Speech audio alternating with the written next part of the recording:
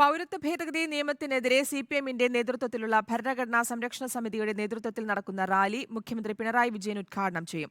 വൈകിട്ട് 7-ന് കോഴിക്കോട് കടപ്പുറത്താണ് റാലി.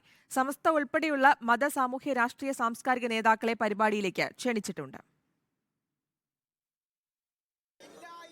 പൗരത്വ നിയമത്തിനെതിരായ നിലപാട് കടുപ്പിക്കുകയാണ് CPIM. ഭരണഘടനാ സംരക്ഷണ സമിതിയുടെ നേതൃത്വത്തിൽ കോഴിക്കോട് കടപ്പുറത്ത് വൈകിട്ട് 7 മണിക്ക് ബഹുജന റാലി സംഘടിപ്പിക്കും. 2020-ൽ മഹാറാലി സംഘടിപ്പിച്ചതിന് സമാനമായി വിവിധ മത, സാമൂഹ്യ, രാഷ്ട്രീയ, സാംസ്കാരിക നേതാക്കൾ പങ്കെടുക്കും.